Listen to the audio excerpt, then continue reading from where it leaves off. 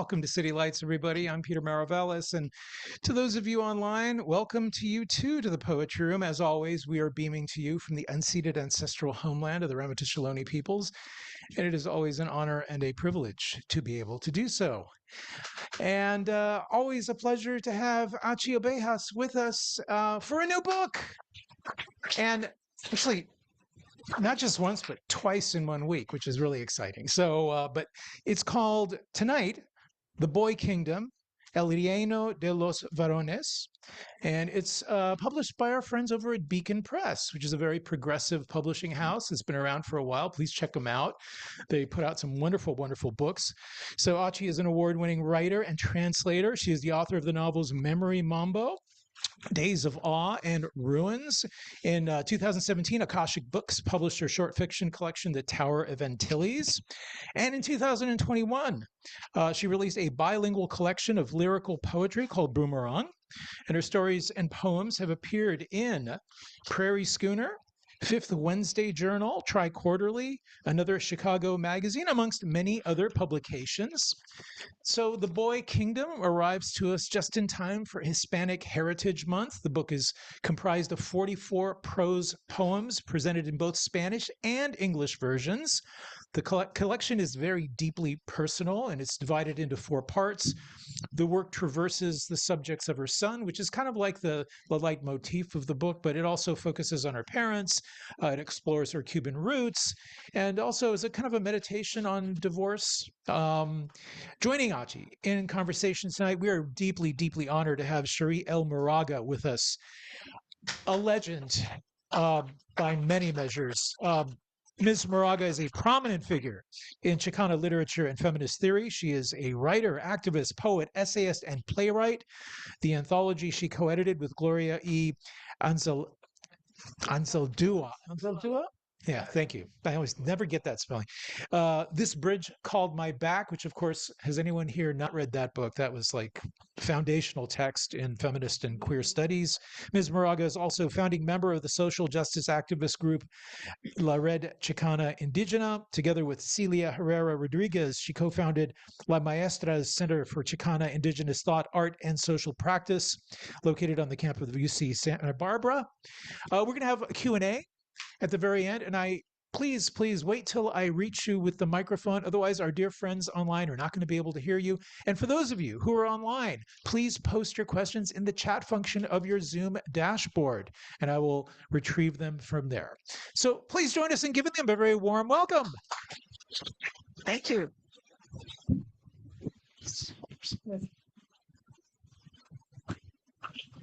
You want to go ahead and say something, or do you want me to just fill in?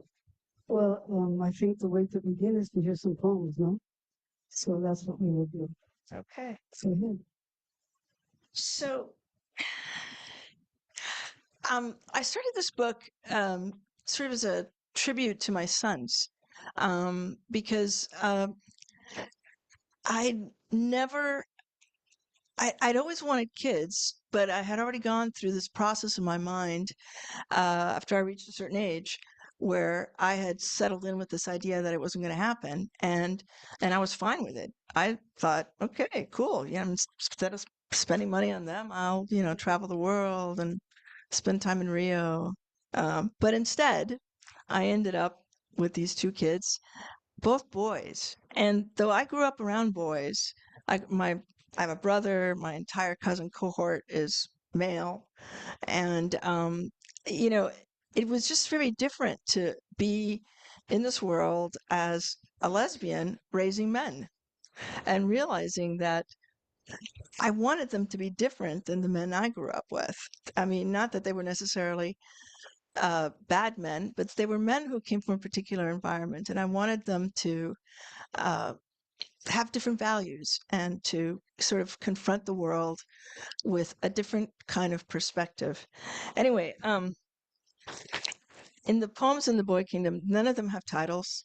They're all, little prose squares, I guess. And this is the poem from which the title of the book comes from. When I first wrote it, I read it to my sons, And my youngest son said to me, "You know, Mommy, I like it, but it has too many elephants. So you guys can decide for yourselves. I want you strong, like elephants, crushing rocks under their feet. I want you sweet, like elephants, but with skin as thick to repel fears and hate. I want you to have 40-pound hearts, to smell a storm coming from more than 100 miles away, to walk stealthily. I want you to click, purr, bark, squeal, trumpet, and roll in the mud in utter glee. I want you to stomp and send your joyful tremors through the earth's core to the other side of the world. I want you buoyant like elephants and careful like elephants, pushing little ones to shore, working together, walking together. I want you to learn from your mothers, all your mothers, to know you'll be there for the sick, the injured, the young, the old, the tender-hearted, like you. I want you always near, like elephants, to hold my bones close, like elephants, to remember, like elephants." It's maybe too many elephants. Um,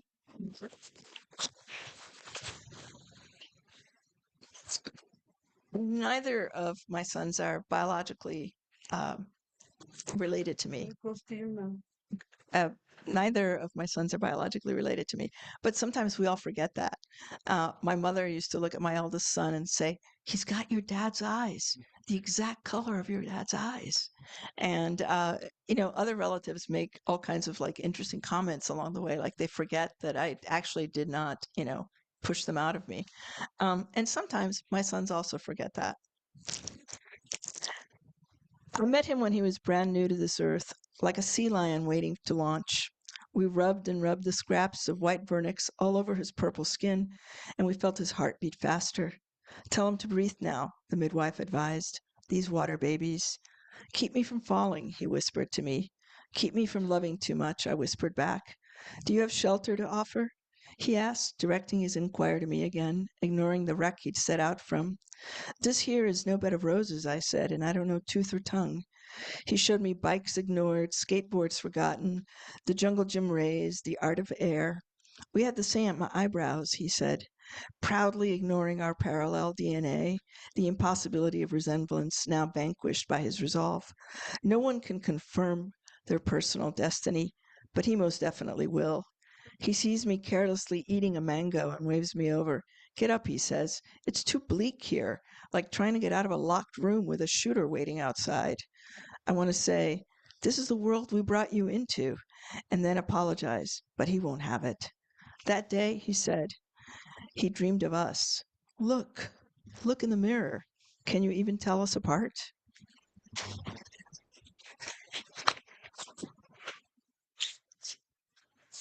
Um,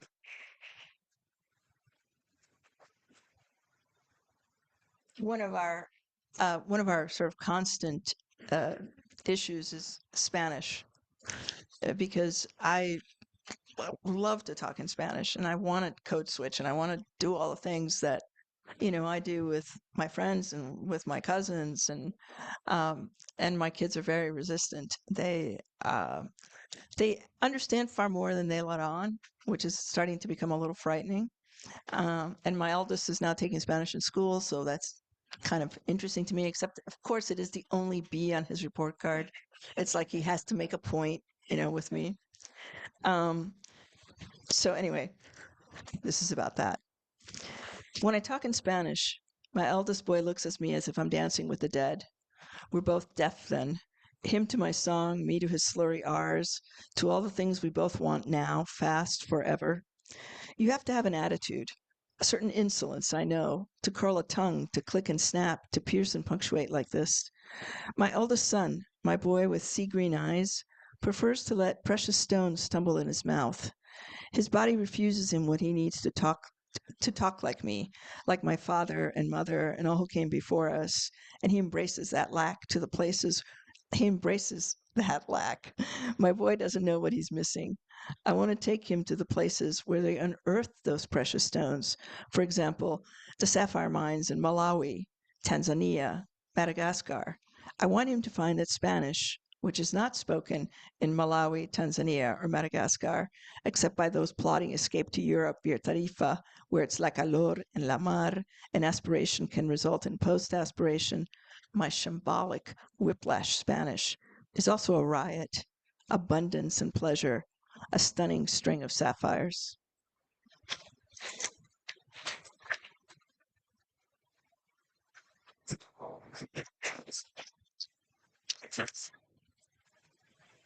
You want to jump in? You want me to make the accommodation? Yeah, just a little break. Well, I have never sat at a table with you, as far as I can remember. I think a long, long time ago. Maybe. We certainly haven't read together. That's correct. Okay.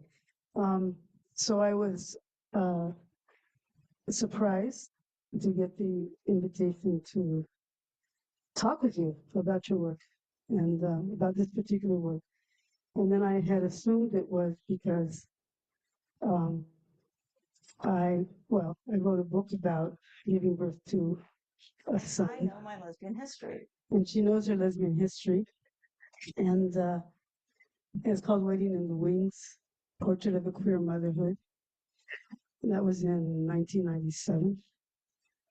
So I've been at it a bit. But also what was interesting to me in reading your work is that I also am the mother of, I think we say the stepmother, but it's always so gringo to say that. It seems so weird. The stepmother to a 55-year-old daughter, right? I'm going to my wife, Cherríe L. Rodriguez, who's an artist, among many other things.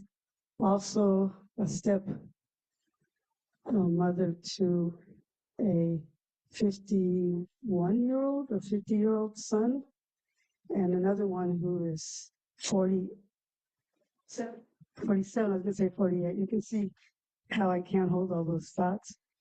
I'm also, technically, I didn't raise those. I raised another granddaughter of Celia's since she was 8 years old. She's now 36.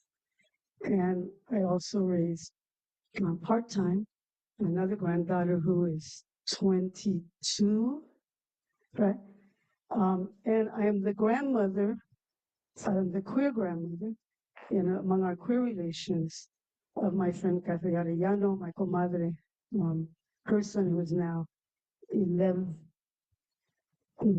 He's going to be 13 in January. So I've been at it a bit. So what was really wonderful, it was wonderful to read your book. Wonderful. Because I felt like probably above all things I can say about it, it is really a testimony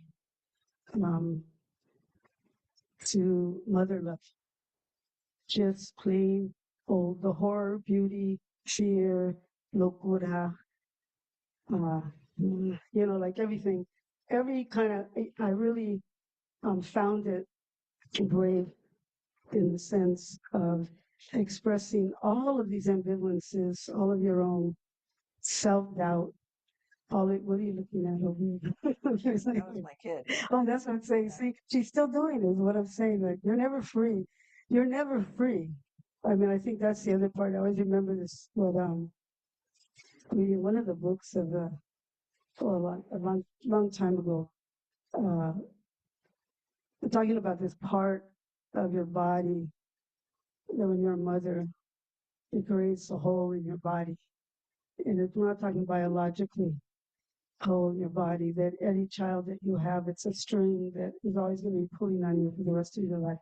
Anyway, I think, first of all, I just want to thank you for writing the work. I think it's brave. I think it's hard. I love it. I love that you do it like these squares. I thought that was brave. I have a lot of, I thought we can talk about what it is to raise sons. And I think I was the most deeply moved by the fact of your hope for them in the hardest of times to have children now. I thought it was hard 32 years ago to think about the future that we have and nothing like we have today. And so you're, by the end of the book, it's a llanto for you, like, I hope, don't worry, I'm still here. You'll find me, I'm still here. You need me, my ancestors are there. And it wasn't about blood relations, which I really liked a lot. Can't really be. Well, it can't really be, but you don't make that a separation. So I thought that was really, really important. So those are some of my initial thoughts, and maybe you want to respond to those or read another poem. Yeah. Yeah. Yeah, when I started doing this, I wondered a lot, especially because I'm not the bio mom of either of them, uh, you know, how to frame some of it. But then I realized that in our lesbian communities, there's so many women raising children that they didn't bear, because we have partners or because we, end up, wanting to have children, but, know that there's, for example, so many kids already in the world who need love, who need a home, and so we choose to do that instead of to create more kids. And so, I mean, I know so many women who do that. And also things like stepmom and step brothers and stuff like that seems very alien in the lesbian community. It seems like everybody is either going by their first name or they've invented names for who they are, and it's not always mama and mommy. Sometimes it's daddy. um, and I sort of love that everybody sort of invents things as they go along. Different people at different times have had different challenges. When my eldest son was born, same-sex marriage was not legal. And so, therefore, this is going to sound crazy, but in Illinois, in order for us to be able to form a legal uh, family unit, my then partner and I, even though she bore him, she gave birth to him, we had to both adopt him, which was, I mean, just imagine that. You're the biological mother of this child, and the state says, oh, well, he's not really yours until you adopt him because your partner is not a man. I mean, it was crazy. And then we had to go through something else in order to put my name on the birth certificate. By the time we were here in California and we brought uh, my youngest son home, things were already quite different. I mean, we didn't have to argue the point of that fact that we were a family unit. And that was a 5-year difference. But so that moved very, very quickly. But, the fact that people just a few years before us had to do so much maneuvering on a legal basis in order to be protected at the most fundamental level was just a really crazy thing, you know? Um, and also, I think that kids take a lot of stuff for granted. I mean, we all take a lot of stuff for granted, but I, they know so many combinations of parents and what constitutes a family, women together, men together, men and women, people of, every known culture and race. I mean, we have a pretty diverse, social ambience, I guess, around us. And it can be something that you really take for granted when you get out of California. You go back to in Iowa, for example, which is where my ex-partner is from. I mean, we would go back to Iowa during Christmas, and I would just see how the locals would look at my kid who was wearing a mohawk. I mean, it was like he was some sort of weird, creature in Cedar Rapids. I mean, I don't think he ever noticed, but I certainly did. I mean, just the fact that something so simple that no one would look at twice in the Bay Area was getting a special kind of look in Iowa. And also just his attitudes. He has a cousin who was very sort of masculine identified. She's only a year older than him for a while, and I remember my co-parent and I were sitting in the living room and we overheard them talking, and she said something about, God damn it, or, God darn it, I just wish sometimes I could be a boy. And my guy's response was, you can be. you know, and which was, of course, everybody else in the living room's eyes went. But for him, it was not unusual. He was going to a progressive little preschool here, and everything, I mean, was permissible.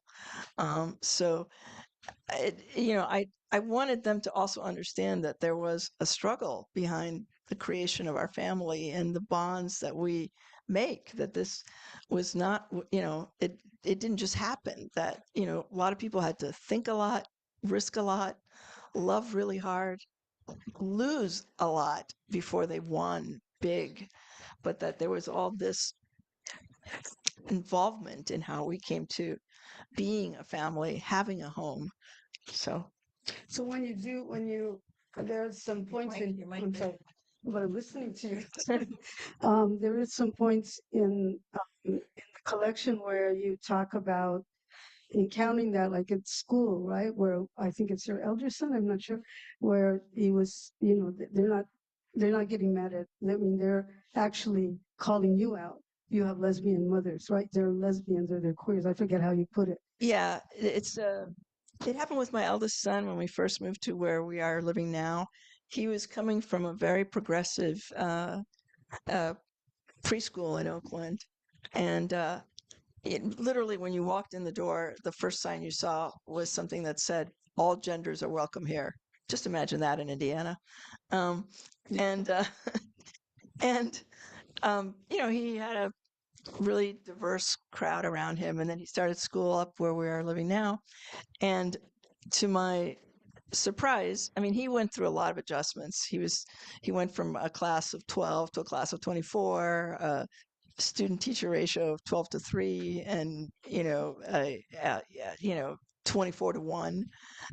But he was getting yelled at. He was getting sort of bullied at school, and he was really not doing well. And both my ex-partner and I noticed. And I thought that there might just be something that had happened to him that maybe he didn't want to tell us. He was embarrassed about. And the reason I thought that was because when I came to the United States and I was 6 years old, I didn't speak English. What few words I knew were, often garbled or didn't make any sense. And I got made fun of, and I was ashamed that I couldn't rise to the occasion.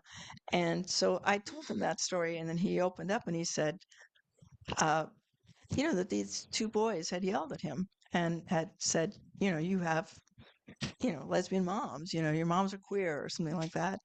And he said, yes, they are, because he didn't get it at all. He didn't understand that he was being insulted, that he was being told there's something wrong with your parents.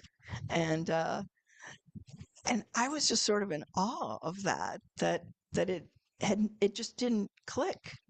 And I loved that he was like, and I said yes, and they were still yelling at me, like, what the hell is wrong with them, and I loved how that sort of got switched around in his mind, so that he didn't feel responsible for the problem. He thought the problem was with them, which it was, you know. But it also just really made me think again about this world that they live in. That is, I mean, as bad as things may be here at any given time, I'm I'm happy that they have this place where, our being lesbian moms is not, nobody raises an eyebrow. It's like, just nobody, I mean, to my knowledge anyway, nobody raises an eyebrow.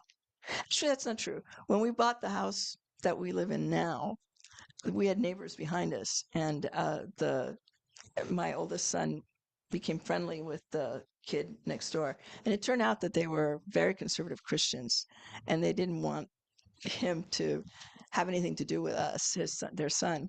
And within 2 months, they had sold the house and moved. And the way I looked at it was, neighborhood cleanup. You know, I mean, much better situation now.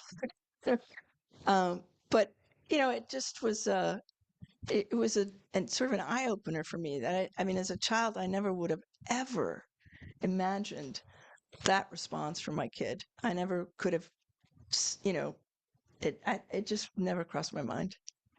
Yeah. So that brings that into my experience. So I think that sometimes what comes to my mind is I think that race and class has everything to do with it in terms of that protection, you know, Oh yeah. and the world that our children are living in. And so I think that this, I was reading a line that you have here. I have a bunch of quotes of yours that are wonderful too. So, women raising sons, I wrote, I worry my sons have the same disease under the skin, so I won't ever do enough to root it out. That they who are the more vulnerable are safe for my sons, right? And so I think that's what I wanted you to sort of respond to, because they leave home, you know. So what about the complexity of that? About I just thought it's such a beautiful thing about that they have, that you're also saying, you're saying all the levels, that they won't be patriarchs, they won't be racist, they won't be, I mean, all of that long list, right? Right. So We hope. talk more about, well, I mean, that's your, it's a tender moment Yeah. yeah. So go Yeah. ahead. Wait, we're raising sons. I mean, there's, there, I find it a really intense responsibility to be raising sons, because it's also, I think, a period of tremendous change for men, you know, or an opportunity for change for men. And so I think a lot about how to role model not being a man and not having that many men around us to role model. You know, that to me is very important. And so, and I'm aware of the fact that, you know, yeah, when I, you know, go get my car in a parking lot at night, if there's a man walking through the parking lot with me, I don't know who he is, whose kid he is, whose, you know, father he is, but I do know that I walk very differently than if it's a woman who's walking with me in the parking lot, you know? And so I know that there are going to be women who are going to be afraid of my sons just because they're men. And I I don't know what they can do necessarily in a global way to make that easier for women to I don't know how you can say, no, really, I'm okay. You know, I'm a nice guy. Because let's face it, a lot of people who say I'm a nice guy are really dicks. So, you know, you have to, but I want somehow for them to at least understand that their mere presence as men causes, you know, a certain hesitation, a certain fear in women. And it's not their individual fault, but it is a burden they carry. And their responsibility is to somehow try to signal in some way that it's okay. I don't know what that signal is, but I do know that for me as a woman, it would feel very different and my world would be very different if I could walk through that parking lot and not be scared of, you know, the fact that there's a man. And it doesn't matter what age or, you know, what color or, you know, what car they're getting into. You know, the fact that there's a man in the parking lot puts me in a very different place than if there's no one or if it's a woman, you know? So I thought I liked the title. It cracked me up. I mean, when I first read, you know, I read it, you know, part of it in Spanish. I read the whole thing in English first, and then I read, you know, parts of it in Spanish, particularly the Cuban section. And and because there's four parts to this book, and but when you say, I mean, and it's interesting to me because the title is The Boy Kingdom, right? And then in Spanish, El Reino de los Varones, right? And I'm thinking, whoa, that's like, you know, because by just putting it out there, you are in a certain level saying this is a man's world, right? So I was Absolutely. very, very curious about, and I think there's a lot of points in which you're playing with those contradictions, you know, throughout much of the text. So the choice of the title? You know, it actually, you know, came to my head uh, before I'd written very much. I was trying to figure out like where were these poems going? You know, I'd only written like two or three at that point, and I didn't know if they were just stray poems that I would submit somewhere, or if I was going to make it into a little chapbook, or what the hell. I just was like, you know, uh, I was just writing them, and then the title just came to me, and it was sort of a joke title at first, and then it And then became, yeah, and then it became what it is. And part of it is because, you know, I often uh you know, when I'm getting them up in the morning or something, I'll saying, you know, gentlemen, or, so I'm using all these, because they're both boys, it's always sort of these inclusive male terms and, trying to sort of be playful off of that. I mean, I don't want them to be embarrassed or ashamed of the fact that they're men. I No, of want them course to not. be proud of being good men. Our kingdom, which I came to, and I just thought it was interesting, right? Yeah. And then when I realized it is, because you're also talking about children, you know, and it is, you are able somehow to capture this world that they live in, this play world, this imaginary world, this, I mean, and oftentimes you make no distinction between Right. what's in their head and what you're observing, which I really liked a lot. Oh, And good. that's where the kingdom part comes to me, because it's like, it's like, well, it's the elephant too, but it's also the lion. It's my kingdom, right? Because it is for children. When they're, you see them building, just their little worlds too, Yeah, right? but it's also because they rule. I mean, there's this idea that you as an adult or you as a parent are in charge. Yeah. And in fact, a lot of times you're just fooling yourself into thinking you're in charge. I mean, they have figured out, for example, that I am a total chump. And so, whenever they want something, I am the parent they go to because they know eventually I will break. I will surrender. I will just give in like, you know, chocolate melting in the sun. I'm just a total sucker for them. And, um, they're not fools. They get it. They understand that I'm going to bend. So, um, it's not my kingdom, you know, it's their kingdom, you know. I wanted you to read in English and then in Spanish your dedication to this book. Oh, I think that there's a lot of beauty in the book. a And dedication. yeah, well, I think it's a dedication. I see it as it's I have this version. I don't have one, but you Oh, yeah, start out with it has been reported and received thousands of Oh, life yeah, and yeah. read. So it's its own sort of dedication Yeah. para sus hijos, no? Sí, And sí, it's sí. like, okay, so if you do it in English first, and then I hear it in Spanish, this piece, and sometimes some of the more That's funny because I wrote it in Spanish first. so there you go. See, Yeah. but some of the most intimate is really in Spanish. I think my from my perspective. Yeah. All right, here we go. It has been reported and received thousands of times that I share this weight with you. We carry it together, sometimes take turns. A ton of osmium, mercury. I've learned at the end of love, there's mercy. Sometimes I pray the wounds will deepen, sometimes to disappear the scars. My prayers for you will always bring you to me to you. Se ha informado y recibido 1000 veces que comparto este peso con ustedes. Lo llevamos juntos, a veces nos turnamos. 1 tonelada de osmio, mercurio. He aprendido que al final del amor espera el consuelo. A veces ruego para que las heridas se profundicen, a veces para que desaparezcan las cicatrices. Mi rezo siempre los traerá a mí y me llevará a ustedes. So a couple questions I had was about the form of the book, and if you all, when you open it, you'll see they're long blocks, right? And we have words for this coming up, like paragraph poems, I mean, all kinds of stuff. And I love that you just say poems, poems, they're just poems like that. And so given that they're poems too, there's a certain way in which one does not read this for narrative. You're reading this. Yeah. Well, let me just tell you Yeah. my thing. Okay. So I tried to read it for narrative. How old are they? What are they doing? What happened here? And then, was that the biological mother? Is that not the biological? I mean, this is like how you read narrative.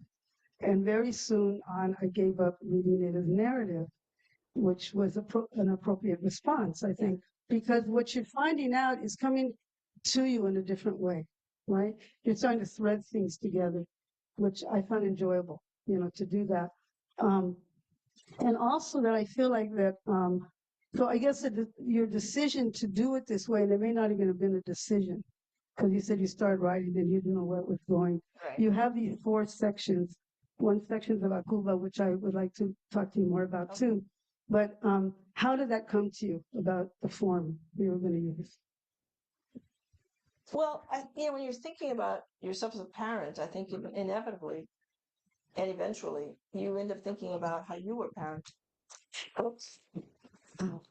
I think when you're thinking about parenting, that eventually, and you end up thinking about how you were parented, and I think you know my parenting was um, I think my parents were incredibly well intentioned, and I am not somebody who walks around with a whole lot of like issues around my parents, but I also realized that there were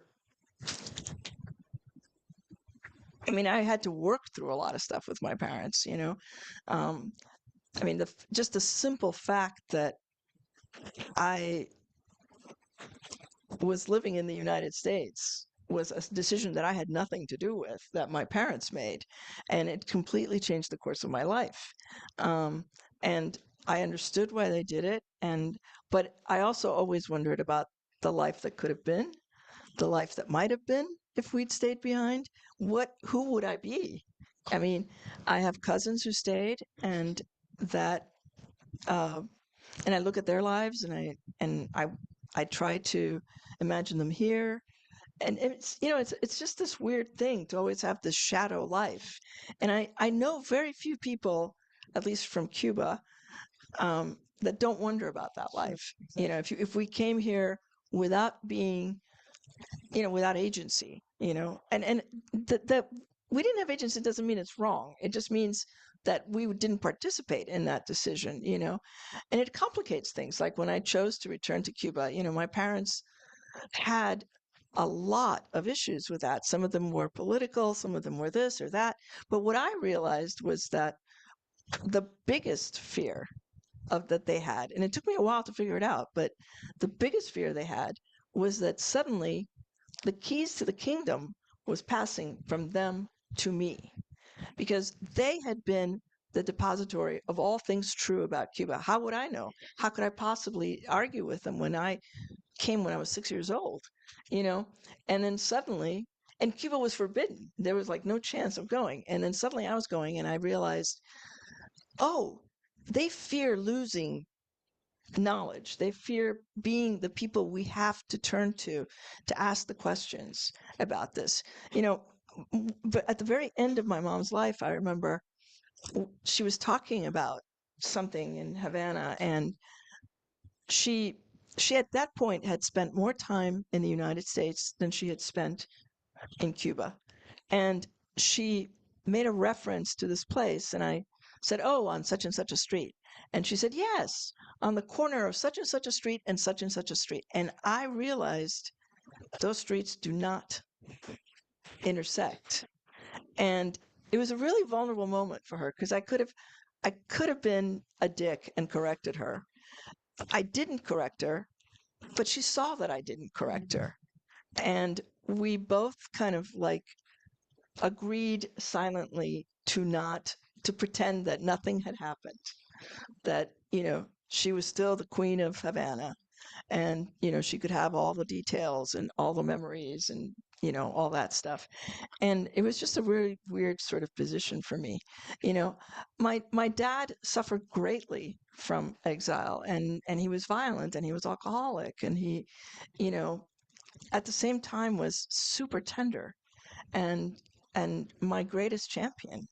And I went to Mexico when I was 15 because my father insisted. I went by myself. I went to a language program in Mexico. And when I turned 16, he sent me back. And since I had behaved myself the first summer, they allowed one of my cousins to go with me on the second summer. And we lasted about a day and a half at our assigned housing. We immediately took off and hitchhiked all the way to basically where the to we were trying to get to Colombia, but we didn't make it. The Panamanians and the Colombian wouldn't let us go into the Darien. Um, but we would call my parents or his parents, every so often collect and just hold the phone out, while they screamed at us, "You're grounded for life. You're never going to see the sunshine." This kind of thing, I mean, we were 15 and 16, so it was kind of crazy that we were hitchhiking all over Latin America. But what was really interesting was that when we got back, my mother was furious. My mother wanted to kill me. It was like, you know, chancla on every limb, ready to throw at me. But my dad was like really mad and really proud, you know, just really furious, but really like my daughter, you know. And later, years later, I found out that when he was 17, he jumped a freighter in Cuba and actually came to the United States and then hitchhiked all the way to San Francisco. Yeah, Yeah, it's in the book. And so, you know, he also came from a family that was very violent, and his father was full of BS. And he was the mayor of a town that was 2,900 people, but he made it sound like he was mayor daily of Chicago during its mafia years. So it was, it was and also, these parents who never quite adjusted to being in the United States. They weren't interested in assimilation. They were always interested in returning. It took my dad forever to sort of resign himself to the fact that it wasn't going to happen. When I finally said I was going to go to Cuba, they lost their minds. They, were never going to speak to me again. They were going to, disown me, blah, blah, blah, blah, blah, blah, blah, blah, blah. And then the night before my flight, my dad got up, came to my room and said, "Here are the addresses of all the places we lived, and here's the relatives that are left. And if you get a chance to go to the interior, these are my cousins." And so I had a task suddenly from my dad. And, so very complicated sort of, situations. And also, this very constant, crazy right-wing Republican Cuban atmosphere when I felt so differently about the world. I was la hippie, la comunista, or more precisely, la ñangara, which is the very precise Cuban word for commie. So I mean, all in good jest. I mean, I never had a falling out with any of my relatives over my politics, but they were very, very clear that they all thought I was, lost sheep. So, um, you know, that comes into play too in some ways now, you know. well, say how it comes into play in terms of also you're raising your children, and also you talked about Spanish, which I was laughing because because always the issue about when you try to teach your children Spanish is exactly when they go to English speaking schools. It's always, if they know them, I always say this is just fact. If the parent is bilingual, they will speak English because they know you understand them. For Right. kids, the first gen kids, they will continue to be bilingual because they talk to their parents, and that's just true. But then what happens? I just want to say, hang on there, because life goes on. No matter how the Spanish classes don't do anything much in the high school, but they start to realize, and it's not. I mean, I'm just saying this from my own experience, and Sally and I raising a bunch of different generations of kids. They all have a different relation to Spanish. The older ones, of course, were more bilingual depending in that era.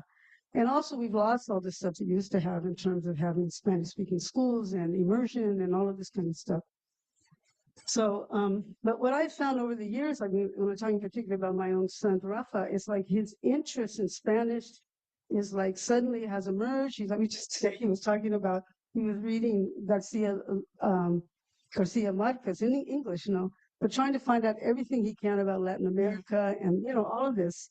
And it's like, when he was younger, it's like, I go, and the hard part was when he was really little. He was like, he was monolingual Spanish. And not that Right. my Spanish is so great, but all I spoke to him was Spanish for the very reason that I had lost it and I had to work so hard to gain it back. But I think there's a longer story, particularly because they also attach the language to the parent, right? And so, Yeah. what I'm saying is that, the jury is out still Yeah. on what may happen. I, because we were always going to go back to Cuba, my dad's thinking was that we had to be able to function in Cuba. Therefore, we had to know Spanish. There Yeah. was no question about this. So my dad was this kind of ridiculous figure who would like haunt me and my brother. My brother and I would be hanging out at home and we'd, slip into English. And my dad would literally jump from behind the couch and scream, Habla español, es tu lengua, Same. at the top of his lungs. I mean, I'm sure the neighbors heard it and thought, oh, yeah, Dr. Obeja is having another one of his fits, you know? And so we hated that. And I, in particular, hated that you try to talk to him, and as you're talking to him about something that's important to you, he's fucking correcting you. It was like, come on, dude, really? I'm telling you what's in my heart, and you want to talk to me about accents. I mean, really, screw you. But as a result, the truth of the matter is that I speak Spanish pretty well. And And you write in Spanish. I write in Spanish. That came a little, I mean, I write in Spanish because of my dad. My dad, I was the firstborn, so of course all the experiments were performed on me. My brother got spared all this stuff, but my brother also cannot function in Spanish. So it's a really interesting sort of situation. We're only 2 years apart, and our language ability is very different. But my dad would, he would tutor me, he would read me, of course, you know, Jose Marti, the hero of the nation, blah, blah, blah, and all this other stuff. But he, and he made me read. But a lot of that got lost in my teenage years. I wasn't interested in any of that. I was interested in other stuff. I was interested in rock and roll. I was interested in, R&B. I wanted to, music was much more up my alley. But I always ended up somehow in groups of Latinos. And so I had a pretty good sense of, also the regionalisms and stuff like that. And then I had a very, very long relationship with Tania Bruguera, who's a Cuban artist. And I spent a phenomenal amount of time in Cuba. I in 1999, I spent the whole year in Cuba, and it made a humongous difference to my uh, linguistic ability because suddenly I was doing something that I had never done before, which was having an intimate adult life in Spanish. And that really changed my relationship to the language, I mean, I remember this one time it's probably too much information, you know, I was literally in the sack with this Argentine writer, and she said, "Oh Dios," and I thought I heard "Oh Dios" instead of "Oh Dios," "Oh God," and I actually stopped, and I was like, "What? What? You hate what?" She's like, "What? What are you talking about?" You know. So total disaster there because I had no idea what was going on language wise. All the messages were coming in wrong. But that relationship also put me in touch very much with Cuban Spanish, which, I remember the first time I went to Cuba in 95, people were talking so fast. My relationships in Spanish in Chicago were with Argentinians and Mexicans, and Eduardo, I think, was the only Cuban I knew, and, uh, you know, everybody was trying to find neutral ground. But in Cuba, everybody's talking a mile a minute. Yeah, and with a slang that I didn't have and that nobody that I knew had. Like my parents were flabbergasted when I came back from that trip and said, and then we said this, and they're like, "What? I've never heard that word," and so it was kind of an interesting situation. And when I went back with Tania in '97 and started this long, long 10-year period of kind of coming and going from Cuba and spending long periods of time there and getting comfortable with being in Cuba and talking Cuban Spanish, that was really mind blowing. And also, I was automatically sort of like drawn into this intellectual circle by virtue of Tania, And so there was a lot of reading and there was a lot of talking about books. And so I was reading much more in Spanish than I'd ever read before in my life. And I think that was just absolutely one of the most important things that ever happened to me, just being able to be in that period and having those particular experiences. And I mean, there were moments of real joy for me, like when I would, you know, be walking around and I'd get stopped by a cop and they wouldn't believe that I was an American. And I was like, great. Come mierda, I was like so happy to be identified. Um, but it was also very useful to be an American in Cuba. I had an American passport. I could go to the pharmacy, get a bunch of stuff for everybody in the neighborhood, you know, stuff that they couldn't access even if they had the money. So it was just a phenomenal cultural experience for me to have all the way around. And I Have you really been think there that shaped a lot recently? of things. I'm sorry? Have you been there recently? I haven't been in a while. When my oldest son was born, um, I had been going pretty regularly. I'd been going every year, once, twice, three times a year. But I wanted my son to have a relationship with my mom. My mom was getting up there. Mm. She had just turned 81 or something like that. And so instead of going to Cuba, I started going to Miami, which is also a different Different ballgame. Cuba. Very different. Yeah, it's like the other dimension of Cuba. And so we ended up just making sure that my son had a relationship with my mom, and that was where we spent our free time. And that I was on an academic schedule, so you're kind of free in many ways, but also restricted in terms of how when you can take the time. So we did that, and I'm very glad we did that because I think my son brought my mom just immense waves of joy. It was Nothing like that, Yeah, nothing no, that that was children know. it. Also, just for the record, it also having a son cures homophobia. It's an amazing thing. My mother had been such a dick about my being queer my whole life. And the minute my son was born, she was like, "Qué belleza! Qué niño más lindo!" And she was like all over him and would not let go of him. I mean, it was This is really, contradictions one lives with in your life, right? I mean, that's what I'm saying from the beginning, where it's calling it a kingdom and the kingdom of the boys, and well, that's yeah, many of our for real lives, right? I right. mean, in terms of the many of our familias, and so it's like, like I'm not going to go into my business, but it's like I always called my brother God. My sister and I were sitting there. Did God come yet? Oh, no, no. I think it'll be in a half an hour. He lost his name. He was just God. And, Mm. for the very thing, and then where the son appears in the family, and you have two sons, so there won't be any competition, I think, in Well, yeah, terms and of, there's a 5-year difference, so they're yeah, safe from but also competition. the competition, Oh yeah, yeah, won't be yeah, there. yeah. I want you to read a couple more pieces too. I think one of the things I keep writing when I was going through here about your writing is that my notes, the mundane becomes the metaphor, the symbol, the poetry. Right? Now, if you don't know what that means, that's good.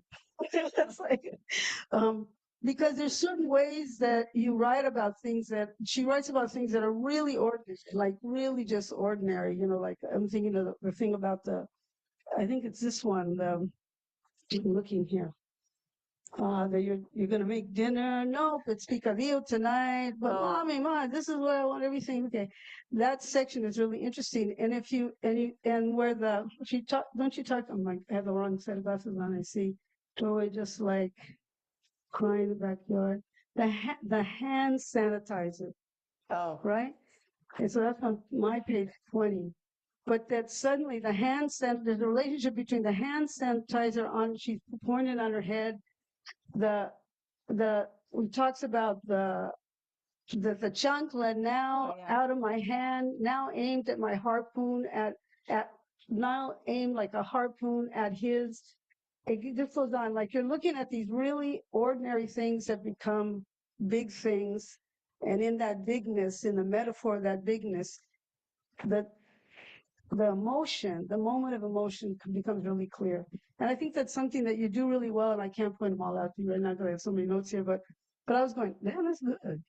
Like I'm reading, oh, that's really nice. So when you're reading, as writers, many of you are writers, I'm sure in this room, when you read something, you go, how'd they do that? Oh, that's nice. Let me see. And I see it often that there's very kind of because kids are, it is mundane. It's the junk on the floor, and it's not, mac and Right. cheese, and it's all of this stuff. But if the piece's intention is to describe something emotionally, some insight, that thing will be used to get there, which I found really interesting. So if you want to reread your work for that viewpoint, you go get into it. But go ahead, read just a little more, please. Yeah, well, this is actually the poem you're referring to. Okay. Yeah. And this one came around because, you know, my dad was very violent, and my dad was very violent in his own weird way. But I always understood too that he had been the the subject of tremendous violence, that his parents had been his dad actually had been very violent towards him.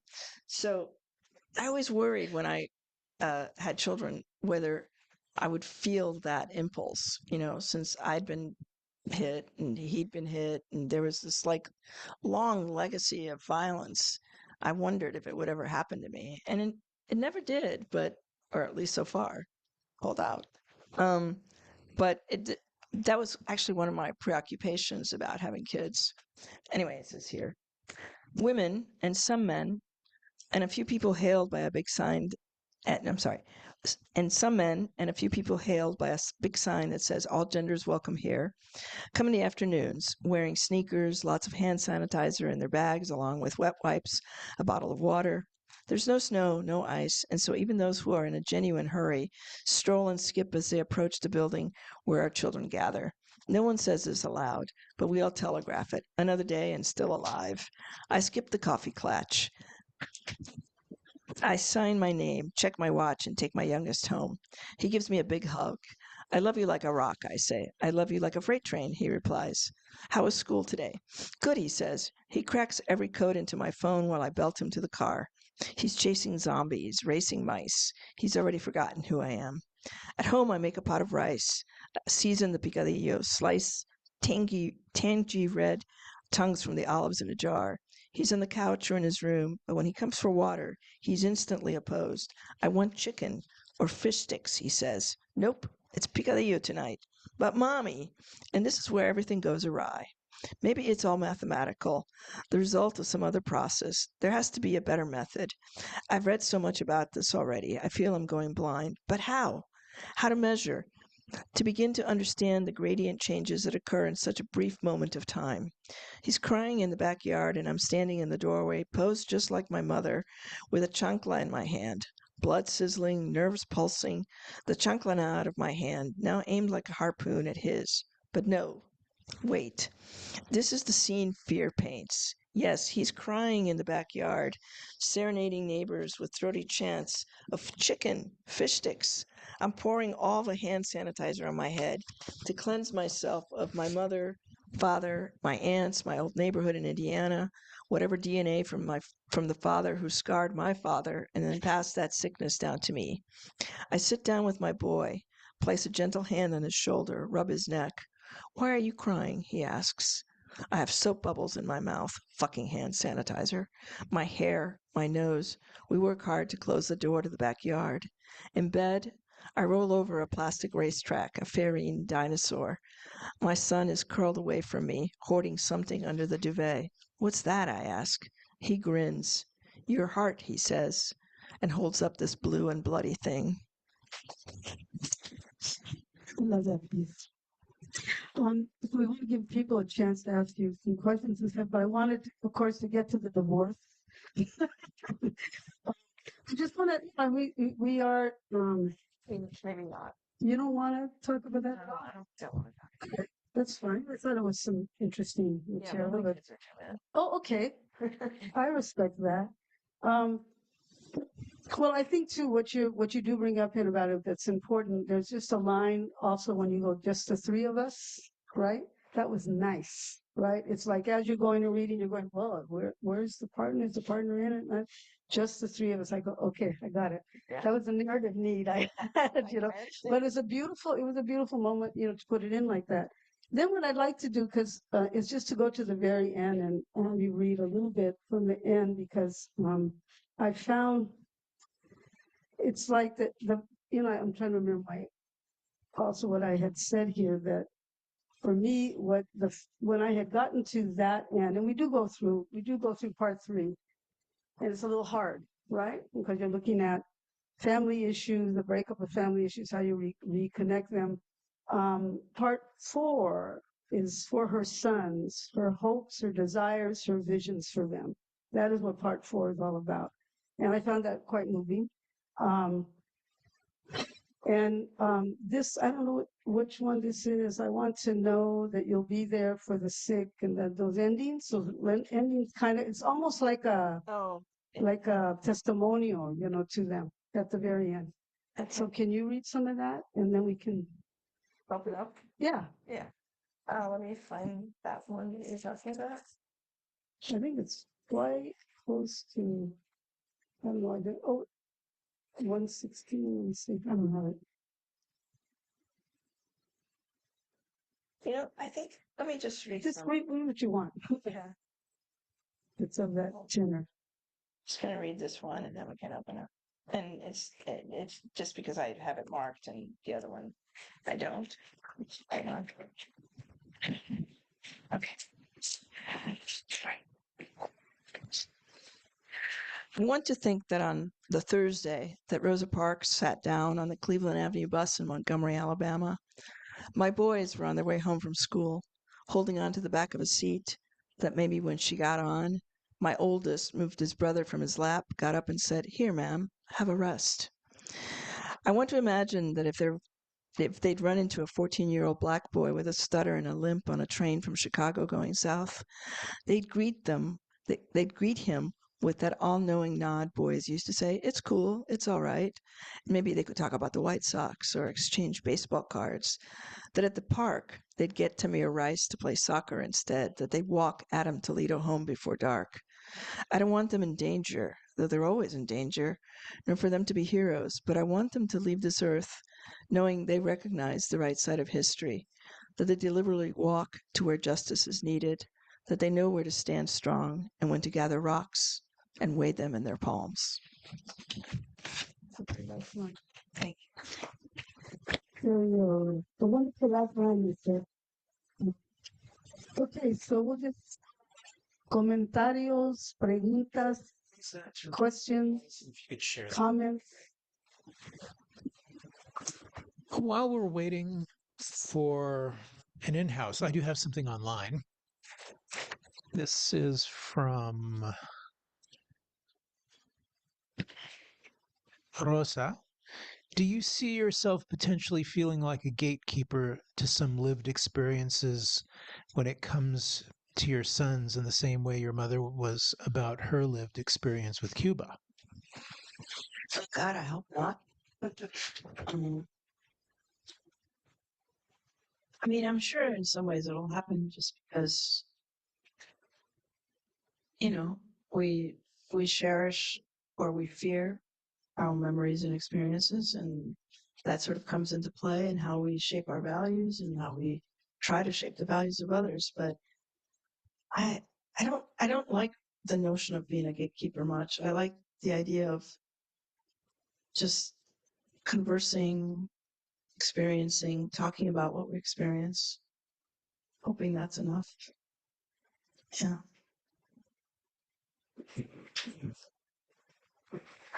So you wrote some of the poems in Spanish and translated them into English and some the other way around. Yeah. Can you talk a little bit about those choices and why you decided to make it bilingual?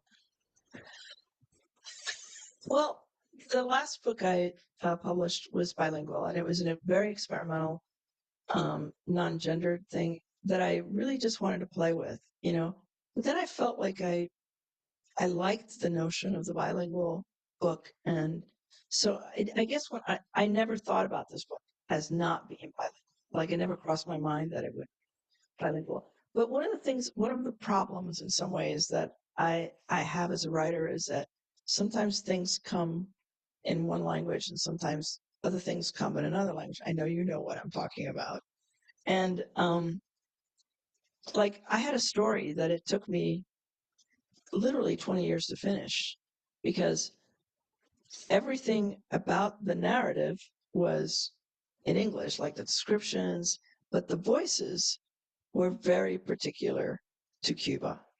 And they were I could not translate them into English in a way that made any sense to me and that sounded authentic.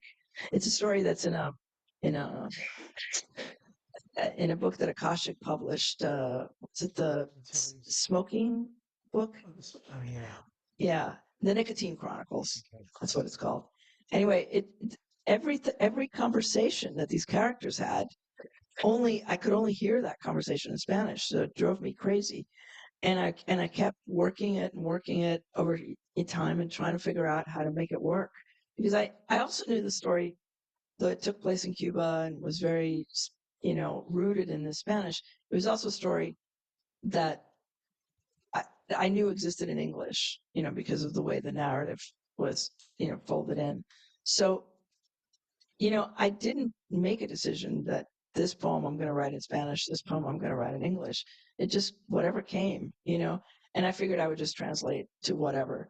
One of the things that we did in the last book, and which I really appreciated that Beacon supported, was not engaging in the what came first, you know, argument, because I think to a certain extent that really, first of all, it doesn't matter. And secondly, you can just get lost in that question and not really, and this, you're a wonderful translator who struggles with this, I'm too sure. And so for me, it was very important to just listen to whatever the heck, just throw it in the pile, try to figure out the curation of the book as it was developing. I didn't decide it was going to have 4 sections. It just suddenly, I realized some of these poems are directed to the boys in second person. Some of these poems are in third person, also about the boys. I have poems here about my parents. I have poems here about the separation from my ex-partner, my co-parent. So,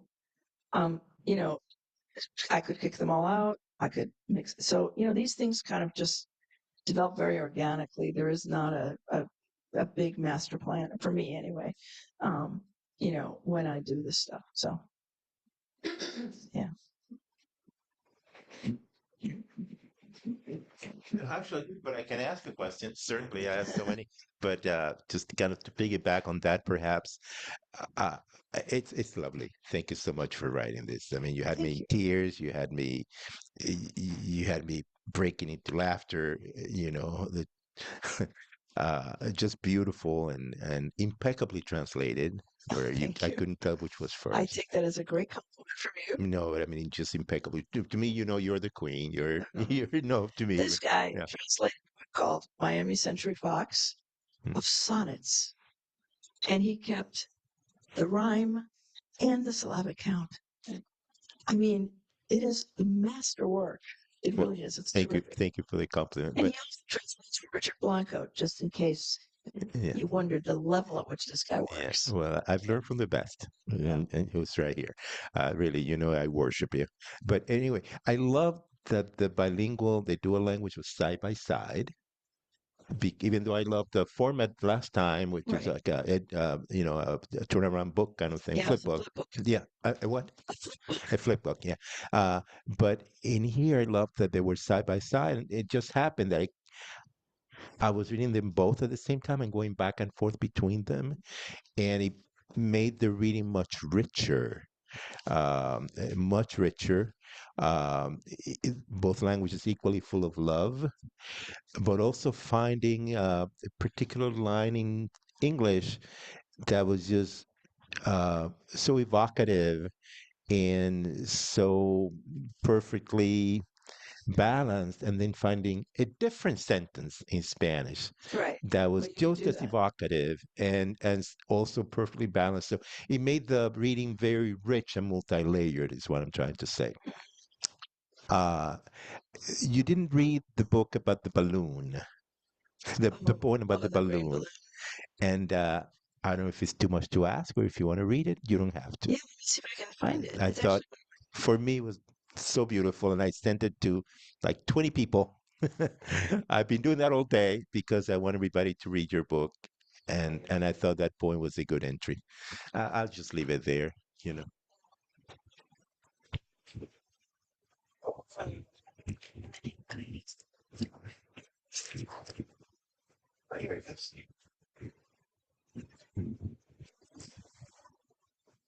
This really happened.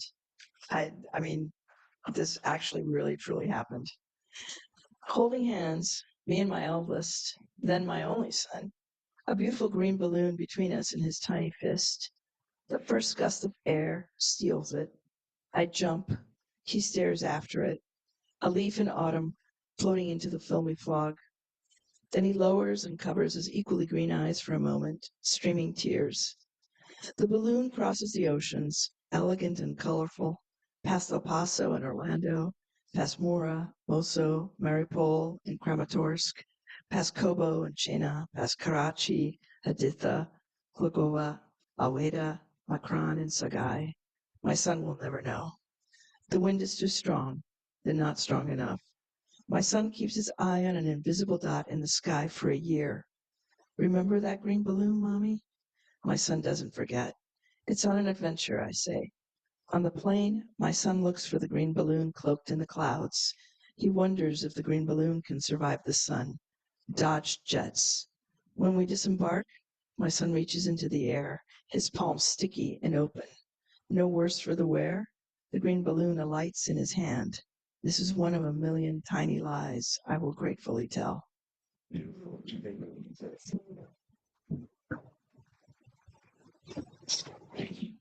Other questions, comments? Got something online.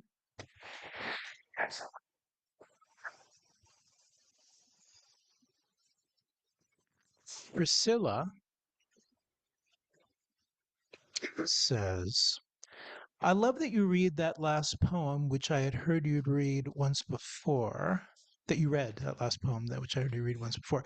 You offer a parallel reality of the past to create a just and joyful future. Can you share with us a bit about what forces or energies you called upon to draft that section where you create a hopeful vision for the future? I mean, that's a tough one. You know, I'm usually involved in various projects at the same time. Like while I was writing this book, I was also translating Rita Indiana, who is a terrific Dominican writer, her latest book. And I was working on some journalism for the first time in ages. And so, but I always have like the one project that I sort of have at the top of the list. You know, that's the one I start the day with, the one that I try to like come back to several times during the day, and then sort of fill everything else as the day goes on.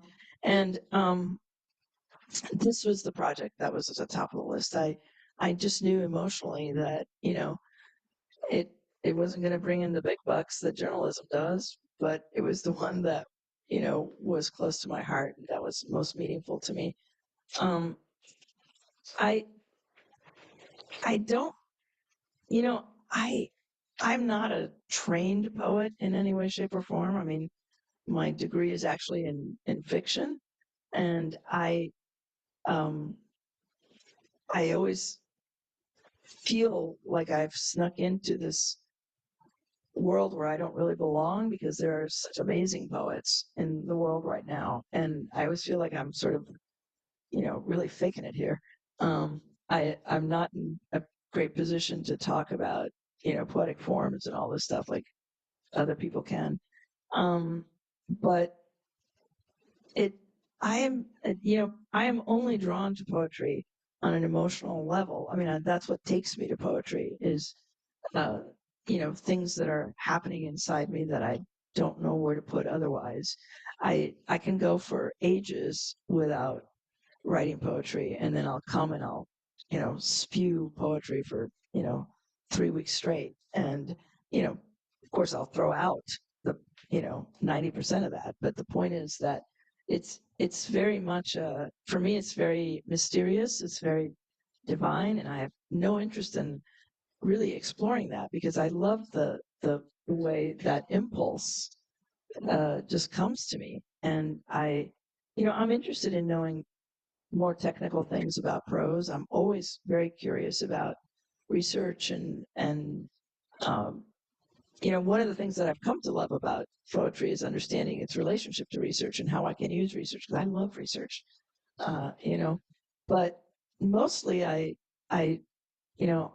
it's all very gooey and, hard stuff. I don't have a theory of why the heck I write poetry. I think I know who asked that question, by the way. Okay, and I think, and actually, I was thinking this anyway, that what motivated this kind of writing was actually fear for your children, and which then relates to the environment and these kind of questions, right? And so I think we're not crazy. I think we do wake up every morning afraid for what's going to happen when we're gone, right? So I would like you, if I can be so bold as to say, I would like you to end with this one little piece right here. Well, just read it from here because I read that. Yeah, okay. Oh. Yeah. Thank you. Thank you very much. When the world falls apart, you need to build it back up. Have something with you, a postcard or a pocket full of change. Make coffee, peach pudding, varnish the table, mop the floors. Take a deep breath, reach out, go deep. You're not responsible for this disaster. It's been coming. There will be rejoicing. There will be opportunities. There will be a phoenix star that breaks through the dark and gets pinned to the night sky. It may flare, may set the world on fire, may disintegrate before your very eyes like a string of fluttery ash, but it will be replaced by another and another until there's a sublime display of lights and you can step out of your huddle with your children and your children's children and live knowing you have me and everyone who ever came before us inside each and every one of you.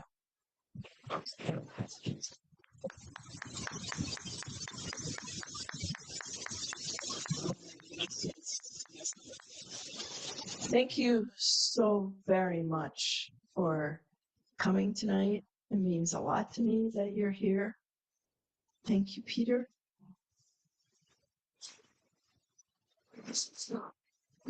And now we will sign books.